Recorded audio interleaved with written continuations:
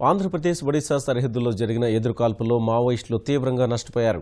Greyhounds బలగాలు ఒడిశా పోలీసులు సంయుక్తంగా జరిపిన కూంబింగ్లో రామ్గఢ్ పనస్పుట్ మధ్య 2 సార్లు ఎదురుకాల్పులు చోటు చేసుకుని 24 మంది మావోయిస్టులు మృతి చెందారు. మృతుల్లో 18 మంది పురుషులు, 6 మహిళలు ఉన్నారు. ఈ ఘటనలో గాయపడిన గ్రేహౌండ్స్ సీనియర్ కమాండో అబూబకర్ చికిత్స పొందుతూ తుదిశ్వాస విడిచారు. మృతుల్లో మావోయిస్టు అగ్రనేత ఆర్కే కుమారుడు మున్నా రామచంద్రారెడ్డి అలియాస్ చలపతి సహా కొందరిని గుర్తించారు. ఆంధ్ర ఒడిశా సరిహద్దు దళానికి చెందిన మావోయిస్టుల్ని పోలీసులు గట్టి దెబ్బతీశారు.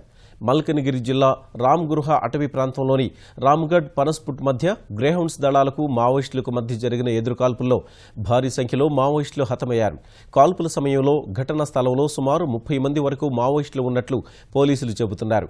కాల్పుల్లో 2 గ్రేహౌండ్స్ సిబ్బంది గాయపడగా వారిని చికిత్స కోసం హుటాహుటిన విశాఖ కేజీహెచ్కు తరలించారు. అక్కడ చికిత్స పొందుతూ గ్రేహౌండ్స్ సీనియర్ కమాండో అబూబకర్ తుది శ్వాస విడిచారు.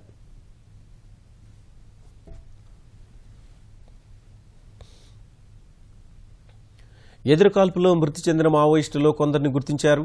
మృతుల్లో రామచంద్రారెడ్డి అలియాస్ చలపతిది చిత్తూరు జిల్లా తవనంపల్లి మండలం ముత్యంపైపల్లిగా గుర్తించారు.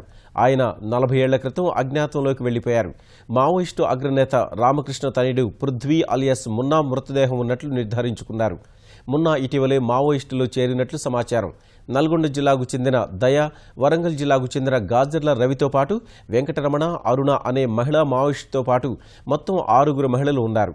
బంగాల్కు చెందిన సురేష్ కూడా మృతుల్లో ఉన్నారు. మరో 14 మృతదేహాలను మల్కనగిరికి తరలించారు. ఎదురు కాల్పుల నుంచి మావోయిస్టు అగ్రనేత ఆర్కే తప్పించుకున్నట్లు తెలుస్తోంది.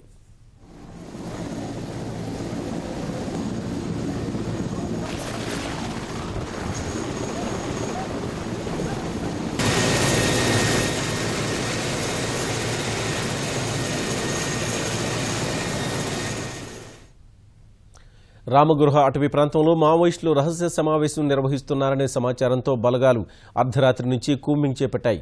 ఈ తెల్లవారుజామున రామ్గఢ్ పనస్పుట్ మధ్య మావోయిస్టుల రహస్య స్థావరానికి చేరువైన బలగాలపై మావోయిస్టులు కాల్పులకు దిగారు. గ్రేహౌండ్స్ ప్రతి కాల్పులు జరిపింది. ఉదయం 4 గంటల నుంచి 6 గంటల మధ్య ఇరుపక్షాల మధ్య హోరాహోరీ కాల్పుల అనంతరం ఘటనా స్థలంలో మావోయిస్టుల మృతదేహాలను గుర్తించినట్లు పోలీసు వర్గాలు తెలిపాయి. అనంతరం కూంబింగ్ నిర్వహిస్తున్న బలగాలకు అదే ప్రాంతంలో మరోసారి తారసపడిన మావోయిస్టులకు మధ్య మళ్లీ కాల్పులు చోటు చేసుకున్నాయి. రెండోసారి జరిగిన కాల్పుల్లో మరో మావోయిస్టు మృతి చెందాడు.